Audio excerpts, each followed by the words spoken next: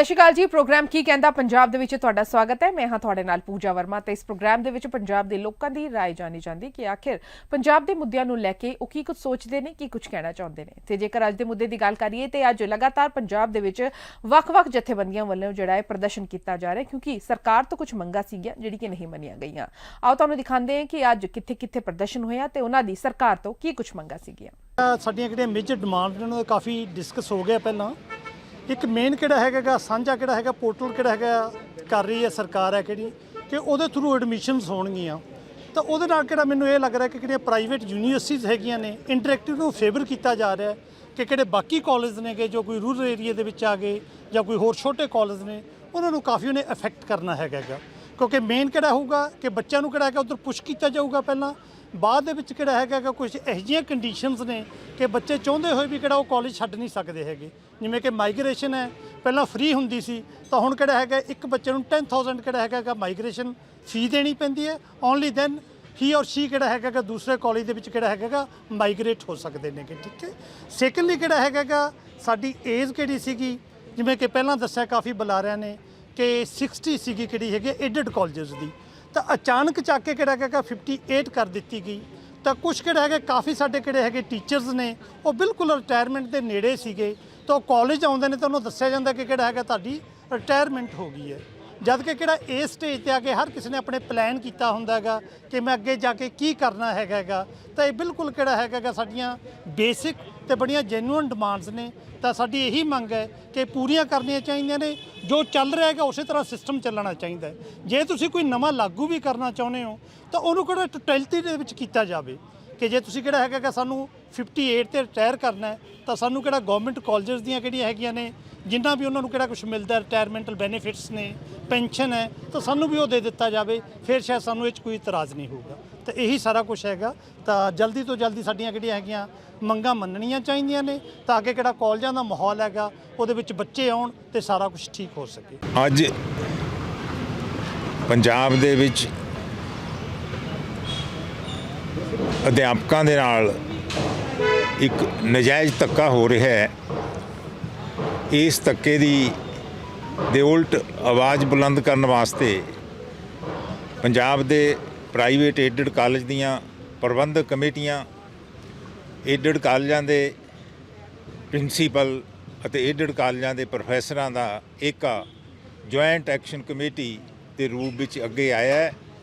ਉਹ ਅੱਜ ਆਪਣੀ ਆਵਾਜ਼ ਲੈ ਕੇ ਬੋਲੀ ਸਰਕਾਰ ਦੇ ਕੰਨਾਂ ਤੱਕ ਪਹੁੰਚਾਉਣਾ ਚਾਹੁੰਦੇ ਨੇ। ਜਿਹੜਾ 7th ਪੇ ਕਮਿਸ਼ਨ ਦਾ ਨੋਟੀਫਿਕੇਸ਼ਨ ਉਹਨਾਂ ਨੇ ਲਾਗੂ ਕੀਤਾ ਹੈ ਉਹਦੇ ਵਿੱਚ ਜਿਵੇਂ ਅਸੀਂ ਕਹਿੰਦੇ ਹੁੰਦੇ ਹਾਂ ਖਿਚੜੀ ਘੋਲੀ ਹੈ, ਉਹ ਇੱਕ ਲੰਗੜਾ ਨੋਟੀਫਿਕੇਸ਼ਨ ਲਾਗੂ ਕਰ ਰਹੇ ਨੇ। ਹੌਸਲਾ ਨਹੀਂ ਪੈ ਰਿਹਾ ਸਰਕਾਰ ਦਾ ਕਿ ਅਧਿਆਪਕਾਂ ਨੂੰ ਕੁਝ ਸਹੂਲਤਾਂ, ਕੁਝ ਫਾਈਨੈਂਸ਼ੀਅਲ ਐਡਵਾਂਟੇਜਸ ਦੇ ਕੇ ਉਹਨਾਂ ਦਾ ਦਿਲ ਘਟ ਰਿਹਾ। ਕਿਉਂ? ਇੱਕ ਪਾਸੇ ਸਰਕਾਰ ਇਹ ਕਹਿ ਰਹੀ ਹੈ, ਨੋਟੀਫਿਕੇਸ਼ਨ ਇਹ ਬੋਲਦਾ ਹੈ ਕਿ ਪੰਜਾਬ ਸਰਕਾਰ ਦੇ ਕਾਲਜਾਂ ਵਾਲੀਆਂ ਸਾਰੀਆਂ ਮਦਾਂ ਇਹਨਾਂ 'ਤੇ ਲਾਗੂ ਹੋਣਗੀਆਂ। ਉਹਦੇ ਤਹਿਤ ਆ ਕੇ ਗਲਾ ਘੁੱਟਦਾ ਕਿ ਉਮਰ ਵੀ 60 ਤੋਂ 58 ਹੋਏਗੀ। ਪਰ ਗਲਾ ਘੁੱਟਣ ਵੇਲੇ ਇਹ ਭੁੱਲ ਗਏ ਕਿ ਦੂਜੇ ਪਾਸੇ ਆਪ ਹੀ ਇੱਕ ਸਹੂਲਤ ਦੇਈ ਬੈਠੇ ਨੇ ਉਸ ਨੋਟੀਫਿਕੇਸ਼ਨ 'ਚ। ਸਾਰੀਆਂ ਸਹੂਲਤਾਂ ਦਾ ਮਤਲਬ ਹੈਗਾ ਉਹਨਾਂ ਨੂੰ ਰਿਟਾਇਰ ਜੇ 58 ਤੇ ਕਰਨਾ ਹੈ। ਮੇਰਾ ਇਹ ਵਿਚਾਰ ਹੈ 58 ਤੇ ਰਿਟਾਇਰ ਕਰਨਾ ਤਾਂ ਨਾਲ ਉਹਨਾਂ ਦਾ ਪੈਨਸ਼ਨ ਦਾ ਕੇਸ ਨਾਲ ਦੀ ਨਾਲ ਤਿਆਰ ਕਰਕੇ ਦਿਓ, ਲਓ ਵੀ ਤੁਹਾਨੂੰ ਪੈਨਸ਼ਨ ਮਿਲੂਗੀ, ਉਹਨਾਂ ਨੂੰ LTC ਮਿਲੇ, ਉਹਨਾਂ ਨੂੰ ਹੋਰ ਐਡਵਾਂਟੇਜਸ ਮਿਲਣ ਜੋ ਗਵਰਨਮੈਂਟ ਕਾਲਜਾਂ ਦੇ ਵਿੱਚ ਮਿਲਦੇ ਨੇ। ਪਰ ਉਹਨਾਂ ਨੇ ਕਿਹਾ, ਜਿਵੇਂ ਕਹਿੰਦੇ ਹੁੰਦੇ ਨੇ ਉਹ ਡੰਡੇ ਖਾਣ ਨੂੰ ਰਿਛ ਅੱਗੇ ਕੀ ਕਹਿੰਦੇ ਹੁੰਦੇ, ਹਾਂ ਉਹ ਗੱਲ ਉਹਨਾਂ ਨੇ ਕੀਤੀ ਹੈ ਵੀ ਬਾਕੀ ਕੰਮ ਤਾਂ ਸਾਡਾ, ਅਸੀਂ ਰੱਖਾਂਗੇ ਆਪਦੇ ਹੱਥ 'ਚ ਹੀ, ਤੁਹਾਨੂੰ ਅਸੀਂ 60 ਤੋਂ 58 ਕਰਨਾ ਹੀ ਕਰਨਾ ਹੈ। ਇਹ ਅਧਿਆਪਕਾਂ ਦੇ ਨਾਲ ਨਜਾਇਜ਼ ਧੱਕਾ ਹੈ, ਅਤਿਆਚਾਰ ਹੈ, ਮੈਂ ਤਾਂ ਇਹ ਕਹੂੰਗਾ। ਅਤੇ ਇਹ ਅਤਿਆਚਾਰ ਦਾ ਅਸਰ ਪਿੱਛੇ ਨੂੰ ਆਊਗਾ। ਫਿਰ ਅਧਿਆਪਕ ਰਿਟਾਇਰ ਹੋਣਗੇ, ਨਵੇਂ ਅਧਿਆਪਕ ਨਵੇਂ ਸਿਰੇ ਤੋਂ ਜਦੋਂ ਅਧਿਆਪਕੀ ਸੰਤੁਸ਼ਟੀ ਨਵੇਂ ਉਹ ਕਰਨਾ, ਮੈਨੇਜਮੈਂਟਾਂ ਅਫੈਕਟ ਹੋਣਗੀਆਂ, ਵਿਦਿਆਰਥੀਆਂ 'ਤੇ ਵੀ ਅਸਰ ਪਊਗਾ ਇਸ ਦਾ। ਜੇ ਇੰਨੇ ਸੀਨੀਅਰ ਇੰਨੇ ਤਜਰਬੇਕਾਰ ਅਧਿਆਪਕ ਜਦੋਂ ਇੱਕਦਮ ਤੁਸੀਂ ਰਿਟਾਇਰ ਕਰ ਦਿਓਗੇ, ਰਿਟਾਇਰ ਵੀ ਉਹਨਾਂ ਨੂੰ ਦੁਖੀ ਕਰਕੇ ਕਰੋਗੇ ਤਾਂ ਉਹ ਆਉਣ ਵਾਲੇ ਵਿਦਿਆਰਥੀਆਂ ਨੂੰ ਕੀ ਸਮਝਾਉਣਗੇ ਅਤੇ ਕੀ ਦੱਸਣਗੇ ਅਤੇ ਕੀ ਉਹਨਾਂ ਨੂੰ ਗਾਈਡ ਕਰਨਗੇ, ਕੀ ਕੈਰੀਅਰ ਬਾਰੇ ਗਾਈਡ ਕਰਨਗੇ।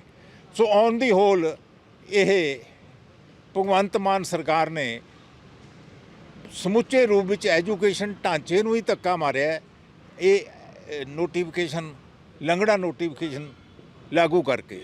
ਸੋ ਅਸੀਂ ਇਸ ਦੇ ਵਿਰੋਧ ਵਿੱਚ ਪੁਰਜ਼ੋਰ ਸਾਰੀਆਂ ਮੈਨੇਜਮੈਂਟਾਂ, ਸਾਰੇ ਪ੍ਰਿੰਸੀਪਲ, PCCTU, ਪ੍ਰੋਫੈਸਰ ਸਾਹਿਬਾਨ, ਇਹ ਸਾਰੇ ਰਲ ਕੇ ਅਸੀਂ ਇਸ ਦਾ ਸਖਤ ਵਿਰੋਧ ਕਰਦੇ ਹਾਂ। ਔਨ ਦਾ ਹੋਲ ਇਹੀ ਕਹੂੰਗੀ ਕਿ ਜਿਹੜੀਆਂ ਕੋਈ ਵੀ ਤੁਸੀਂ ਗਵਰਨਮੈਂਟ ਹੋ, ਬੜੀ ਰਿਸਪਾਂਸੀਬਲ ਹੋ, ਜਿਹੜੀ ਵੀ ਗੱਲ ਕਰਦੇ ਹੋ ਤਾਂ ਉਸ ਨੂੰ ਬੜੇ ਪੜ੍ਹ ਕੇ ਕਰਨੀ ਚਾਹੀਦੀ ਹੈ ਕਿ ਪਿਛਲੇ ਰੂਲ ਰੈਗੂਲੇਸ਼ਨਸ ਨੂੰ ਪੜ੍ਹੋ ਕਿ ਬਿਨਾਂ ਪੜ੍ਹੇ ਗਵਰਨਮੈਂਟ ਨਹੀਂ ਕਰ ਸਕਦੀ ਇਸ ਤਰ੍ਹਾਂ ਕਿ ਜੋ ਆਇਆ, ਜੋ ਲਿਖਣਾ, ਜੋ ਮਰਜ਼ੀ ਉਹਨਾਂ ਨੇ ਕਰਤਾ। ਸੋ ਇਹਨੂੰ ਪੜ੍ਹਿਆ ਜਾਵੇ ਰੂਲਸ ਨੂੰ, ਉਹਦੇ ਮੁਤਾਬਕ। ਜੇ ਉਹ 58 ਤੇ ਰਿਟਾਇਰ ਕਰਨਾ ਚਾਹੁੰਦੇ ਨੇ ਤਾਂ ਅਸੀਂ ਸਾਰੇ ਰੈਡੀ ਹਾਂ ਇਸ 'ਤੇ, ਪਰ ਗਵਰਨਮੈਂਟ ਕਾਲਜ ਦੇ ਸਾਰੇ ਹੀ ਬੈਨੀਫਿਟ ਨੇ ਸਾਡੇ ਟੀਚਰਸ ਨੂੰ ਦਿੱਤੇ ਜਾਣ ਕਿ ਤਾਂ ਅਸੀਂ ਇਸ ਦੇ ਵਿੱਚ ਸੈਟੀਸਫਾਈਡ ਹਾਂ ਕਿ ਇਹ ਐਜੂਕੇਸ਼ਨ ਮਾਰੂ ਨੀਤੀਆਂ ਨੇ ਜਿਹੜੀਆਂ ਉਹਨਾਂ ਨੂੰ ਬੰਦ ਕੀਤਾ ਜਾਵੇ, ਤਾਂ ਕਿ ਅਸੀਂ ਜਿਹੜਾ ਸਾਡੇ ਫਿਊਚਰ ਹੈ ਉਸ ਨੂੰ ਅਸੀਂ ਵਧੀਆ ਬਣਾਈਏ, ਨਾ ਕਿ ਉਸ ਨੂੰ ਆਪਣਾ ਸਮਾਜ ਹੈ ਅਸੀਂ ਉਹਨੂੰ ਖਰਾਬ ਕਰੀਏ। ਕੱਲ੍ਹ ਨੂੰ ਜਦੋਂ ਸਾਡੇ ਬੱਚੇ ਆਉਣਗੇ ਇਸ ਲਾਈਨ ਦੇ ਵਿੱਚ, ਸਮਾਜ ਦੇ ਵਿੱਚੋਂ ਕੋਈ ਅੱਛੇ ਬੱਚੇ ਜਿਹੜੇ ਟੀਚਰ ਬਣਨੇ ਚਾਹੀਦੇ ਨੇ, ਇੰਟੈਲੈਕਚੁਅਲ ਹੋਣਗੇ, ਉਹ ਕਦੇ ਵੀ ਇਸ ਨੂੰ ਪ੍ਰੈਫਰ ਨਹੀਂ ਕਰਨਗੇ। ਜੇ ਨਹੀਂ ਕਰਨਗੇ ਤਾਂ ਫਿਰ ਕ੍ਰਾਈਮ, ਜੋ ਵੀ ਸੁਸਾਇਟੀ ਦੇ ਵਿੱਚ ਪ੍ਰੋਬਲਮਸ ਹੋ ਰਹੀਆਂ ਨੇ, ਤੇ ਇਹਨਾਂ ਦੀ ਜ਼ਿੰਮੇਵਾਰ ਵੀ ਸਰਕਾਰ ਆਪ ਹੀ ਹੋਏਗੀ। ਸੋ ਮੰਗ ਕਰਦੇ ਹਾਂ ਕਿ ਸਾਡੀ ਮੰਗ ਨਹੀਂ ਹੈ ਇਹ, ਅਸੀਂ ਤਾਂ ਜੋ ਪਹਿਲਾਂ ਤੋਂ ਸਾਨੂੰ ਮਿਲਿਆ ਸੀ ਅਸੀਂ ਉਸ ਨੂੰ ਤੁਹਾਨੂੰ ਦੁਬਾਰਾ ਮੰਗਣ ਦੇ ਮਜਬੂਰ ਕਰ ਰਹੇ ਹੈ ਕਿ ਜਿਹੜੀ ਜਦੋਂ ਅਸੀਂ ਸਭ ਨੇ ਜੁਆਇਨ ਕੀਤਾ ਤਾਂ 60 ਸਾਲ ਦੀ ਉਮਰ ਦੇ ਅਪਾਇੰਟਮੈਂਟ ਲੈਟਰ ਤੇ ਕੀਤਾ ਸੀ, DPI ਦੇ ਵੱਲੋਂ ਅਪਰੂਵਲ ਵੀ ਆਈ ਹੋਈ ਹੈ। ਸੋ ਅੱਜ ਉਹ 58 ਕਰ ਰਹੇ ਨੇ, ਸਾਡੀ ਕੋਈ ਨਵੀਂ ਮੰਗ ਨਹੀਂ, ਅਸੀਂ ਤਾਂ ਜੋ ਸਾਡਾ ਹੈ ਉਹ ਸਮਝਾਉਣ ਦੀ ਕੋਸ਼ਿਸ਼ ਕਰ ਰਹੇ ਹਾਂ। ਮੈਨੂੰ ਲੱਗਦਾ ਹੈ ਕਿ ਜਿੰਨੀ ਜਲਦੀ ਸਰਕਾਰ ਸਮਝ ਜਾਏਗੀ ਉਨਾ ਅੱਛਾ ਹੋਏਗਾ, ਨਹੀਂ ਤਾਂ ਬੱਚਿਆਂ ਦੀ ਪੜ੍ਹਾਈ ਦਾ, ਫਿਊਚਰ ਦਾ, ਸਮਾਜ ਦੀਆਂ ਕੁਰੀਤੀਆਂ ਬਹੁਤ ਜ਼ਿਆਦਾ ਵੱਧ ਜਾਣਗੀਆਂ। ਧੰਨਵਾਦ।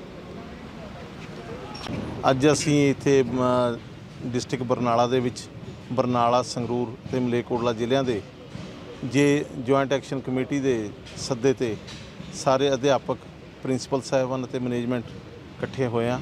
ਅਸੀਂ ਪੰਜਾਬ ਸਰਕਾਰ ਦੇ ਜੋ ਸਾਡਾ 7th ਪੇ ਕਮਿਸ਼ਨ ਦਾ ਨੋਟੀਫਿਕੇਸ਼ਨ ਪੰਜਾਬ ਸਰਕਾਰ ਨੇ ਕੱਢਿਆ, ਉਹਦੇ ਵਿੱਚ ਜੋ ਕਲੌਜ਼ 13B ਪਾਈ ਹੈ, ਅਸੀਂ ਉਹਦੇ ਅਗੇਂਸਟ ਇਹ ਰੋਸ ਮੁਜ਼ਾਹਰਾ ਕੀਤਾ।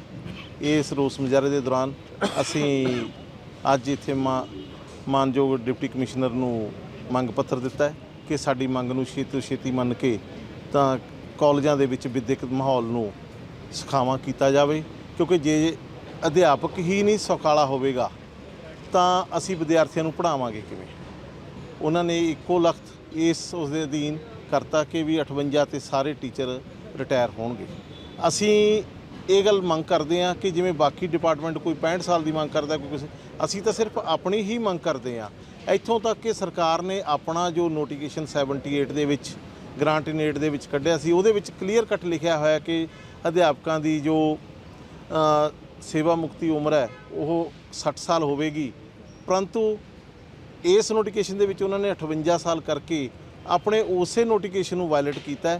ਸਾਡੇ ਉੱਪਰ ਬਹੁਤੇ ਰੂਲ ਪੰਜਾਬੀ ਯੂਨੀਵਰਸਿਟੀ ਪਟਿਆਲਾ ਦੇ ਲਾਗੂ ਹੁੰਦੇ ਨੇ, ਯੂਨੀਵਰਸਿਟੀ ਦਾ ਕੈਲੰਡਰ ਲਾਗੂ ਹੁੰਦਾ ਹੈ, ਯੂਨੀਵਰਸਿਟੀ ਦੇ ਕੈਲੰਡਰ ਦੇ ਵਿੱਚ ਵੀ 58 ਸਾਲ ਦੀ 60 ਸਾਲ ਦਾ ਪ੍ਰੋਵੀਜ਼ਨ ਹੈਗਾ। ਸੋ ਇਸ ਕਰਕੇ ਅਸੀਂ ਇਹਦੀ ਵਿਰੋਧਤਾ ਕਰਦੇ ਹਾਂ। ਜੇਕਰ ਸਰਕਾਰ ਨੇ ਛੇਤੀ ਸਾਡੀਆਂ ਮੰਗਾਂ ਨਾ ਮੰਨੀਆਂ ਤਾਂ ਅਸੀਂ ਇਸ ਐਜੀਟੇਸ਼ਨ ਨੂੰ ਹੋਰ ਤਿੱਖਾ ਕਰਾਂਗੇ ਅਤੇ ਇਸ ਐਜੀਟੇਸ਼ਨ ਨੂੰ ਅਸੀਂ ਵਿਦਿਆਰਥੀਆਂ ਤੱਕ ਲੈ ਕੇ ਜਾਵਾਂਗੇ, ਫਿਰ ਸਰਕਾਰ ਇਸ ਭੁਲੇਖੇ 'ਚ ਨਾ ਰਹੇ। Thank you.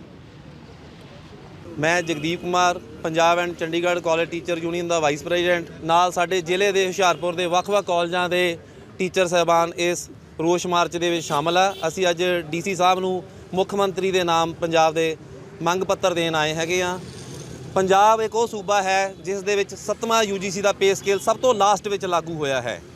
ਮਾੜੀ ਗੱਲ ਇਹ ਹੈ ਕਿ ਇਸ ਸਰਕਾਰ ਨੇ ਸਾਨੂੰ 7ਵਾਂ ਪੇ ਕਮਿਸ਼ਨ ਤੇ ਦੇਤਾ, ਜਿਸ ਦੀ ਤਨਖਾਹ ਹਜੇ ਤੱਕ ਕਿਸੇ ਨੂੰ ਨਹੀਂ ਮਿਲੀ, ਜੋ ਕਿ ਸਤੰਬਰ ਦੇ ਵਿੱਚ ਲਾਗੂ ਕੀਤਾ ਗਿਆ ਪਿਛਲੇ ਸਾਲ। ਬਟ ਉਸ ਦੀ ਇੱਕ ਮੱਦ ਜਿਹੜੀ ਹੈਗੀ ਆ ਉਹ ਸਾਡੇ ਸਾਰੇ ਟੀਚਰਾਂ ਦੇ ਲਈ ਪਰੇਸ਼ਾਨੀ ਦਾ ਕਾਰਨ ਬਣ ਚੁੱਕੀ ਆ। ਇਸ ਸਰਕਾਰ ਨੇ ਅਧਿਆਪਕਾਂ ਦੀ ਰਿਟਾਇਰਮੈਂਟ ਉਮਰ ਜਿਹੜੀ ਹੈ 60 ਸਾਲ ਤੋਂ ਘਟਾ ਕੇ 58 ਸਾਲ ਕਰ ਦਿੱਤੀ ਹੈਗੀ ਆ। DPI ਦਫ਼ਤਰ ਸਾਡੇ ਕਲੇਮ ਨਹੀਂ ਲੈ ਰਿਹਾ, ਜਿਹਦੇ ਕਰਕੇ ਬਹੁਤ ਸਾਰੇ ਟੀਚਰਾਂ ਨੂੰ ਰਿਲੀਵ ਕੀਤਾ ਗਿਆ ਹੈ ਜਾਂ ਨੋਟਿਸ ਦਿੱਤੇ ਗਏ ਹਨ। ਤੇ ਹਰੇਕ ਟੀਚਰ ਨੂੰ ਹਾਈ ਕੋਰਟ ਦੇ ਵਿੱਚ 50,000 ਤੋਂ ਲੈ ਕੇ 1 ਲੱਖ ਰੁਪਏ ਦਾ ਵਕੀਲ ਕਰਕੇ ਰਿਲੀਫ ਮਿਲਿਆ ਹੈਗਾ ਆ। ਅਸੀਂ ਇਸ ਪਲੇਟਫਾਰਮ ਤੋਂ ਇਸ ਸਰਕਾਰ ਤੋਂ ਮੰਗ ਕਰਦੇ ਹਾਂ ਕਿ ਆਜ਼ਾਦੀ ਤੋਂ ਬਾਅਦ ਅੱਜ ਤੱਕ ਕਦੀ ਇਦਾਂ ਨਹੀਂ ਹੋਇਆ ਸੀਗਾ ਕਿ ਕਿਸੇ ਸਰਕਾਰ ਨੇ ਰਿਟਾਇਰਮੈਂਟ ਦੀ ਉਮਰ ਘਟਾਈ ਹੋਵੇ। ਮਾੜੀ ਗੱਲ ਇਹ ਹੈਗੀ ਆ ਕਿ ਇਸੇ ਸਰਕਾਰ ਨੇ ਜਦੋਂ ਸਾਡਾ ਪੈਨਸ਼ਨ ਦਾ ਐਕਟ ਵਿਡਰਾ ਕੀਤਾ ਸੀਗਾ, ਜਿਸ ਨੂੰ ਅਸੀਂ ਸੁਪਰੀਮ ਕੋਰਟ ਦੇ ਵਿੱਚ ਚੈਲੰਜ ਕੀਤਾ ਹੋਇਆ ਹੈ, ਇਸੇ ਸਰਕਾਰ ਨੇ ਹਾਈ ਕੋਰਟ ਦੇ ਵਿੱਚ ਕਿਹਾ ਸੀਗਾ ਕਿ ਪ੍ਰਾਈਵੇਟ ਏਡਡ ਕਾਲਜਾਂ ਦੇ ਵਿੱਚ ਅਸੀਂ ਪੈਨਸ਼ਨ ਇਸ ਕਰਕੇ ਨਹੀਂ ਦੇ ਰਹੇ ਕਿ ਇੱਥੇ ਟੀਚਰਾਂ ਦੀ ਉਮਰ 58 ਦੀ ਜਗ੍ਹਾ 60 ਸਾਲ ਹੈਗੀ ਆ, 2 ਸਾਲ ਸਰਵਿਸ ਵਾਧੂ ਲੈਂਦੇ ਹੈਗੇ ਨੇ। ਜਦ ਕਿ ਇਸ ਸਰਕਾਰ ਨੇ ਇਹ ਨਕੰਮਾਪਨ ਦਿਖਾਇਆ ਹੈ, ਇਹਨਾਂ ਦੀ ਬਿਊਰੋਕ੍ਰੇਸੀ ਦਾ ਨਕੰਮਾਪਨ ਹੈਗਾ, ਸਰਕਾਰ ਦੀ ਪੋਲੀਟੀਕਲ ਵਿਲ ਦੀ ਕਮੀ ਹੈਗੀ ਆ, ਜਿਹਦੇ ਕਰਕੇ ਅੱਜ ਅਧਿਆਪਕ ਕਲਾਸਾਂ ਦੀ ਥਾਂ ਤੇ ਧਰਨਿਆਂ ਲਈ ਮਜਬੂਰ ਹੋ ਰਹੇ ਆ। ਅਸੀਂ ਇਸ ਪਲੇਟਫਾਰਮ ਤੋਂ ਇਸ ਭਗਵੰਤ ਮਾਨ ਦੀ ਸਰਕਾਰ ਨੂੰ ਇਹ ਚੇਤਾਵਨੀ ਦੇਣਾ ਚਾਹੁੰਦੇ ਆ ਕਿ ਜਿੱਥੇ ਚੰਨੀ ਕਹਿੰਦਾ ਸੀਗਾ ਕਿ ਘਰ ਘਰ ਦੇ ਵਿੱਚ ਚੱਲੀ ਗੱਲ, ਚੰਨੀ ਕਰਦਾ ਮਸਲੇ ਹੱਲ, ਤੇ ਸਾਡੇ ਅਧਿਆਪਕਾਂ ਨੇ ਉਦੋਂ ਹੀ ਕਹਿਤਾ ਸੀਗਾ ਘਰ ਘਰ ਦੇ ਵਿੱਚ ਚੱਲੀ ਗੱਲ, ਚੰਨੀ ਕੋ ਨਹੀਂ ਹੋਣੇ ਮਸਲੇ ਹੱਲ। ਤੇ ਜੇ ਲੋਕੀ ਆਮ ਲੋਕੀ ਇਸ ਸਰਕਾਰ ਨੂੰ ਬਣਾ ਸਕਦੇ ਆ ਤੇ ਇਸ ਸਰਕਾਰ ਨੂੰ ਗਿਰਾਉਣ ਦਾ ਵੀ ਮਾਦਾ ਰੱਖਦੇ ਆ।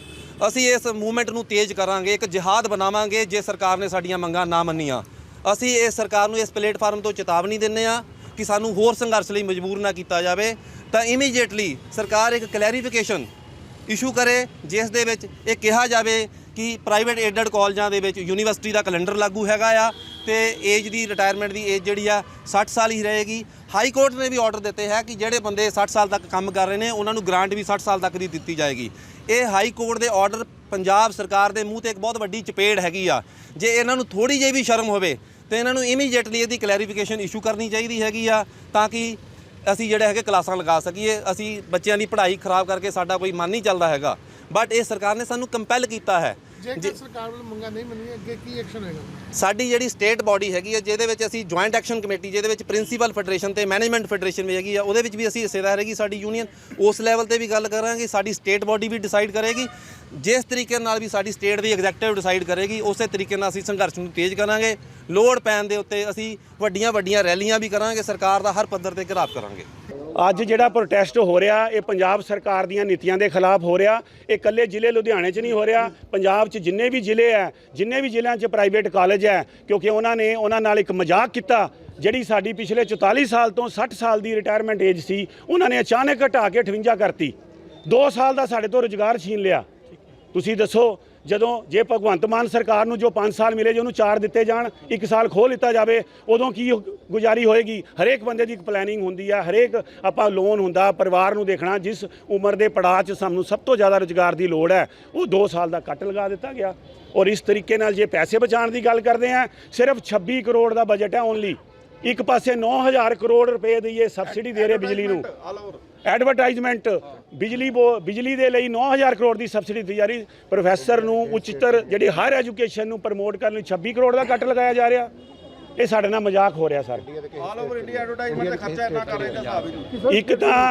ਇੱਕ ਤਾਂ ਪੂਰੇ ਇੰਡੀਆ 'ਚ ਜਿੰਨੀਆਂ ਵੀ ਸਟੇਟਸ ਨੇ, ਸਾਰੀਆਂ ਸਟੇਟਸ ਨੇ ਆਪਣਾ ਪੇ ਕਮਿਸ਼ਨ ਲਾਗੂ ਕਰਤਾ। ਸਾਡੀ ਪੰਜਾਬ ਸਭ ਤੋਂ ਲਾਸਟ ਸਟੇਟ ਸੀਗੀ ਜਿਹਦੇ 'ਚ ਇਹ ਲਾਗੂ ਹੋਇਆ। ਆਪਾਂ ਵੈਸੇ ਉਹਨਾਂ ਦਾ ਧੰਨਵਾਦੀ ਵੀ ਆ ਮਾਨ ਸਰਕਾਰ ਦਾ ਕਿ ਉਹਨਾਂ ਨੇ ਇਹ ਲਾਗੂ ਕਰਤਾ, ਪਰ ਲਾਗੂ ਤਾਂ ਕਰਤਾ, ਕੜਾਹ ਤਾਂ ਪਰੋਸਤਾ, ਉੱਤੇ ਸੁਆਹ ਪਾਤੀ ਕਿ 2 ਸਾਲ ਤੁਹਾਡੇ ਘੱਟ ਹੋਣਗੇ। ਤੁਸੀਂ ਦੱਸੋ, ਸਾਰੇ ਤੁਸੀਂ ਖੜੇ ਲੁਧਿਆਣਾ ਵਾਸੀ, ਤੁਹਾਨੂੰ ਕੋਈ ਇੱਕ ਡਿਟਰਮਿੰਡ ਇੱਕ ਤੁਹਾਨੂੰ ਟਾਈਮਿੰਗ ਦਿੱਤੀ, ਉਹ ਟਾਈਮਿੰਗ ਤੋਂ ਪਹਿਲਾਂ ਹੀ ਤੁਹਾਨੂੰ ਵਿਡਰਾ ਕਰ ਲਈਏ?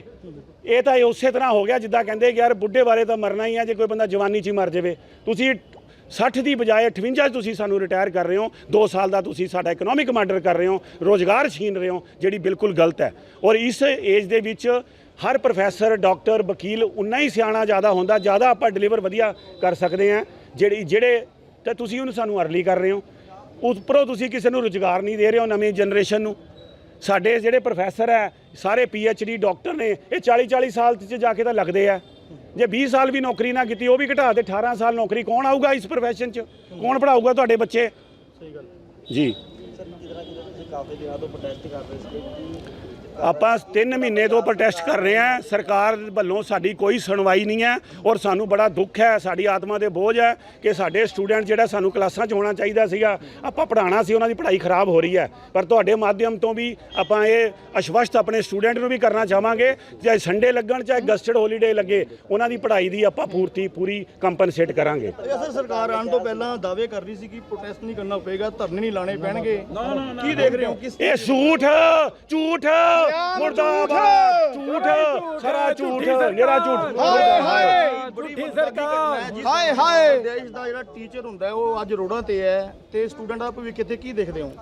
ਸਟੂਡੈਂਟ ਦਾ ਭਿੱਖ ਤਾਂ ਪਹਿਲਾਂ ਹੀ ਮਾਰਿਆ ਹੋਇਆ ਪੰਜਾਬ ਦੀ ਮਿਸਮੈਨੇਜਮੈਂਟ ਕਰਕੇ। ਸਾਰੇ ਤਾਂ ਕੈਨੇਡਾ ਜਾ ਰਹੇ ਆ, ਫੋਰਨ ਕੰਟਰੀ ਦੇ ਵਿੱਚ ਜਾ ਰਹੇ ਆ। ਸਾਰੇ ਜਿਹੜੇ ਇੱਥੇ ਬਚੇ ਆ ਉਹਨਾਂ ਨੂੰ ਵੀ ਨਹੀਂ ਪੜ੍ਹਾਉਣ ਦਿੱਤਾ ਜਾ ਰਿਹਾ।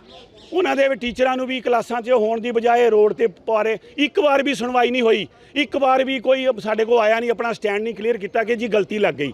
60 ਤੋਂ 58 ਨਹੀਂ ਕੀਤਾ, ਤੁਹਾਡੀ 60 ਹੀ ਹੈ ਕਿ ਗਲਤੀ ਲੱਗ ਗਈ। ਜਾਂ ਜੇ ਗਲਤੀ ਨਹੀਂ ਲੱਗੀ ਤਾਂ ਦੱਸੋ ਨਾ ਕਿ ਤੁਸੀਂ ਕੀ ਇਹ 'ਚੋਂ ਕੱਢਣਾ। ਅਫਸਰ ਮੰਨ ਰਹੇ ਗਲਤੀ ਜਾਂ ਨਹੀਂ ਮੰਨ ਰਹੇ? ਨਹੀਂ, ਕੁਝ ਨਹੀਂ ਮੰਨ ਰਹੇ, ਕੁਝ ਸਾਇਲੈਂਟ ਹੈ ਸਭ ਕੁਝ। ਤਾਂ ਹੀ ਸਾਨੂੰ ਰੋਡ ਤੇ ਆਉਣਾ ਪੈ ਰਿਹਾ, ਨਹੀਂ ਤਾਂ ਆਪਾਂ ਕਈ ਪ੍ਰੋਫੈਸਰ ਲੀਵ ਵੀ ਕਰਤੇ ਕਾਲਜਾਂ 'ਚੋਂ।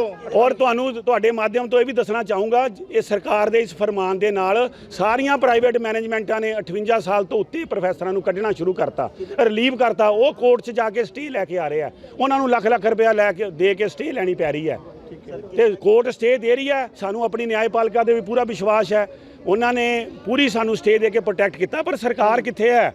ਸਰਕਾਰ ਕਿਉਂ ਨਹੀਂ ਸਟੈਂਡ ਕਲੀਅਰ ਕਰਦੀ? ਨਾਰਾ ਲਗਾ ਰਹੇ ਸੀ ਮਾਸਟਰ ਦਾ ਮੁੰਡਾ ਹਾਏ ਹਾਏ ਜੀ। ਭਗਵੰਤ ਮਾਨ ਸੈਲਫ ਇੱਕ ਮਾਸਟਰ ਦਾ ਮੁੰਡਾ ਹੈ ਤੇ ਉਹ ਮਾਸਟਰਾਂ ਦਾ ਹੀ ਗਾਣ ਕਰ ਰਿਹਾ। ਕਿਉਂ ਨਹੀਂ ਸੋਚ ਪਾ ਰਹੇ ਇਸ ਬਾਰੇ? ਨਹੀਂ, ਇਹ ਬੜੀ ਹੈਰਾਨੀ ਦੀ ਗੱਲ ਹੈ ਕਿ ਉਹ ਸੱਤਾ ਦਾ ਨਸ਼ੇ ਦੇ ਵਿੱਚ ਹੈ ਜਾਂ ਸਾਨੂੰ ਰਿਗਾਰਡ ਨਹੀਂ ਆ ਉਹਨੂੰ ਇਹ ਟੀਚਿੰਗ ਕਮਿਊਨਿਟੀ ਦੇ ਨਾਲ। ਕੀ ਹੈ ਇਹ ਤਾਂ ਉਹ ਦੱਸ ਪਾਣਗੇ ਜ਼ਿਆਦਾ, ਪਰ ਸਾਨੂੰ ਤਾਂ ਇਹ ਝੂਠ ਦੀ ਪਲੰਦਾ ਸਰਕਾਰ ਲੱਗ ਰਹੀ ਹੈ। ਕੀ ਮੰਗ ਹੈ ਸਰਕਾਰ ਤੋਂ? ਸਾਡੀ ਇਹ ਮੰਗ ਹੈ ਕਿ ਸਾਡੀ ਜੋ 44 ਸਾਲ ਤੋਂ 60 ਸਾਲ ਦੀ ਰਿਟਾਇਰਮੈਂਟ ਸੀ, ਸਾਡੀ ਉਹ ਬਰਕਰਾਰ ਰੱਖੀ ਜਾਵੇ। 2 ਸਾਲ ਦਾ ਰੁਜ਼ਗਾਰ ਨਾ ਛੀਨਿਆ ਜਾਵੇ।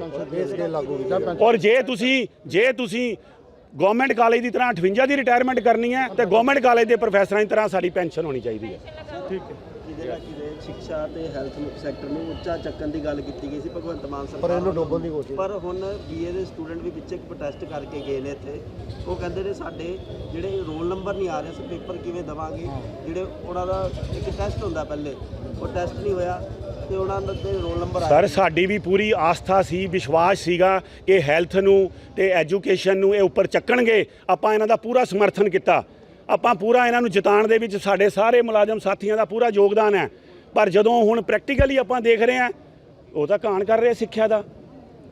ਜੇ ਤੁਸੀਂ ਹੈਲਥ ਦੀ ਗੱਲ ਕਰੋ, ਹੈਲਥ 'ਚ ਵੀ ਪਤਾ ਲੱਗ ਰਿਹਾ ਕਿ ਪੁਰਾਣੇ ਪ੍ਰਾਇਮਰੀ ਹੈਲਥ ਸੈਂਟਰਾਂ ਨੂੰ ਹੀ ਲੇਬਲ ਲੈ ਕੇ ਬੋਰਡ ਹੀ ਚੇਂਜ ਕਰ ਰਿਹਾ ਕਿ ਆਮ ਆਦਮੀ ਕਲੀਨਿਕ ਹੈ ਇਹ, ਜਦ ਕਿ ਉਹ ਤਾਂ ਆਲਰੇਡੀ ਐਗਜ਼ਿਸਟ ਕਰਦੇ ਸੀਗੇ।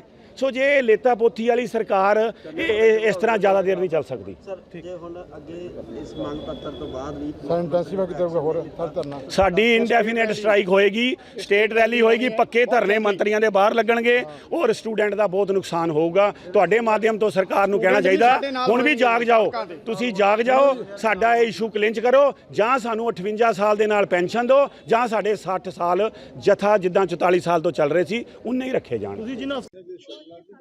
ਸਰ, ਪੰਜਾਬ ਗਵਰਨਮੈਂਟ ਲਈ ਇਹ ਬਹੁਤ ਹੀ ਸ਼ਰਮਨਾਕ ਗੱਲ ਹੈ ਕਿ ਅੱਜ ਹਾਇਰ ਐਜੂਕੇਸ਼ਨ ਦੇ ਟੀਚਰ ਜਿਨ੍ਹਾਂ ਨੇ IAS PCS ਜਾਂ ਜਿਹੜੇ ਅੰਦਰ SDM ਮੈਡਮ ਵੀ ਬੈਠੇ ਹਨ, ਇਹਨਾਂ ਨੂੰ ਬਣਾਇਆ ਹੈਗਾ। ਬਿਊਰੋਕ੍ਰੇਸੀ ਨੂੰ ਜਿਹੜਾ ਮੇਨ ਬਣਾਉਂਦੇ ਹੈ, ਦੇਸ਼ ਨੂੰ ਜਿਹੜੇ ਚਲਾਉਂਦੇ ਨੇ, ਜਿਹੜੀ ਐਗਜ਼ੀਕਿਊਟਿਵ ਹੈ, ਉਹ ਵੀ ਜਿਹੜੀ ਹੈ ਟੀਚਰਸ ਤਿਆਰ ਕਰਦੇ ਹਾਂ ਅਸੀਂ ਅਲੱਗ-ਅਲੱਗ ਮਲਟੀ ਡਿਸਪਲਿਨਰੀ ਸਬਜੈਕਟਸ ਦੇ ਰਾਹੀਂ।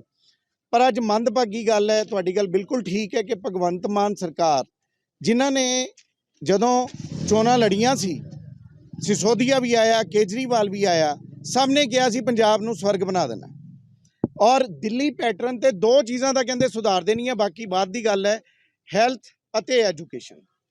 ਔਰ ਐਜੂਕੇਸ਼ਨ ਦਾ ਅੱਜ ਇਹ ਹਾਲ ਹੈ ਕਿ ਪੰਜਾਬ ਗਵਰਨਮੈਂਟ ਦੇ ਜਿਹੜੇ 136 ਗ੍ਰਾਂਟਿਡ ਏਡ ਦੇ ਵਿੱਚ ਕਾਲਜਿਸ ਹੈ, ਉਹਨਾਂ ਦੇ ਟੀਚਰਸ ਜਿਹੜੇ ਕਿ well qualified MA MPhil PhD UGC net ਵਗੈਰਾ ਜਿਨ੍ਹਾਂ ਨੇ ਕਲੀਅਰ ਕੀਤੇ ਹੋਏ ਨੇ ਕਈ ਸਬਜੈਕਟਸ ਦੇ ਵਿੱਚ, ਉਹਨਾਂ ਦੀ ਹੈ ਜਿਹੜੀ ਗ੍ਰਾਂਟ ਦੀ ਏਜ ਹੈ 60 ਸਾਲ ਤੋਂ ਘਟਾ ਕੇ 58 ਕਰਨ ਲੱਗੀ ਹੈ। ਤੇ ਉਹਦਾ ਅਸੀਂ ਪੁਰਜੋਰ ਵਿਰੋਧ ਕਰਦੇ ਹਾਂ ਕਿ ਰਿਸਟੋਰ ਕੀਤੀ ਜਾਏ ਏਜ, ਕਿਉਂਕਿ UGC ਜਿਹੜੀ ਹੈ ਉਹ 65 ਸਾਲ ਤੱਕ ਏਜ ਰਿਕਮੈਂਡ ਕਰ ਚੁੱਕੀ ਹੈ। ਹਰਿਆਣਾ, ਦਿੱਲੀ, ਸਾਡੇ ਨਾਲ ਦੀਆਂ ਜਿਹੜੀਆਂ ਹੋਰ ਗਵਰਨਮੈਂਟ ਹੈ ਉੱਥੇ 62 ਜਾਂ 65 ਸਾਲ ਏਜ ਹੈ। ਈਵਨ ਕੇਜਰੀਵਾਲ ਦੀ ਜਿਹੜੀ ਆਪਣੀ ਸਟੇਟ ਵਿੱਚ 65 ਸਾਲ ਹੈ।